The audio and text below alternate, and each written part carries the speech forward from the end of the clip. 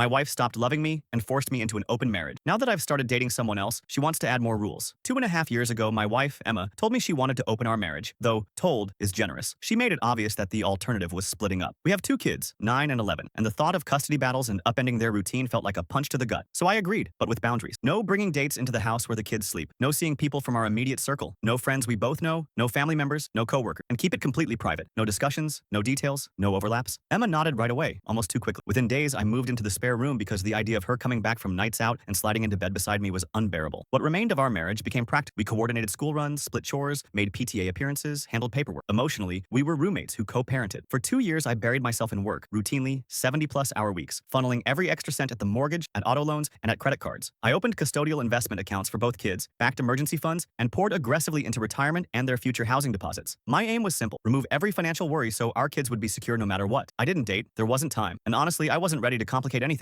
Emma, on the other hand, was out more and more, sometimes 2 or 3 nights a week, coming home late or not at dawn. I didn't pry. This past summer, I finally hit my targets. All debts cleared, the kids' future accounts fully funded for 4 years of college, and enough set aside for their first home down payments. Running the numbers showed I could cut my schedule from brutal to manageable, drop to about 30 hours a week, and still cover everything. Emma immediately started talking about new expenses, a bigger house, a luxury SUV, remodeling the kitchen. I said no. We'd spent years living beyond our means, and I wanted stability. She was angry. I didn't care. With time freed up, I actually started living again. I took my younger child on a 10-day road trip. National parks, small towns, baseball games. Just us. I converted the unfinished attic into a proper woodworking studio. Started cycling 5 mornings a week, joined a weekend rec cycling group, and dropped 30 pounds. Then I tried dating, but not the casual swipe-for-swipe nonsense. I wanted someone I could be friends with first, someone with substance. I went out a few times, nothing serious, until I matched with Lena. Our first date stretched for 6 hours. Coffee turned into dinner, turned into a late-night walk. We talked about childhood embarrassments, bad horror films we loved, and design. She's a digital illustrator who collects vinyl records and has this infectious cackle that makes people grin. We kept seeing each other, gallery openings on Sundays, greasy spoon breakfasts after midnight shows, comic conventions where we both argued about obscure fandom. And yes, we connected physically in a way that felt honest, not transactional. For the first time in years, I felt like more than an ATM, Emma noticed. At first, she asked casually, then she started pressing. I shut down all conversation. Those were our rules. 2 weeks ago, I found her scrolling through my phone while I was in the shower. We exploded. She insisted she had a right to know who I was seeing. I reminded her she'd spent years with other partners without sharing a single detail. Last Tuesday, she sat me down and said the terms had to change. She wanted us to go to couples therapy, wanted me back in our shared bed, wanted us to go on us dates and try to rebuild something. But she also demanded new constraints. Any outside relationship had to be purely physical, no emotional involvement, no going out in public, and we had to disclose names of partners. I told her I was fine with things as they were. She could pursue something real if she wanted, but I wouldn't be micromanaged. She refused and threatened divorce if I didn't accept her new rules. We tried counseling twice. She dug in with impossible demands while steadfastly refusing to look for work or cut her spending. When the therapist suggested her expectations weren't reasonable, she threatened to leave the session. I met with a lawyer yesterday and the paperwork is being prepared. She'll have it soon. I've given her 60 days to find employment and start contributing. After that, she'll be expected to support herself.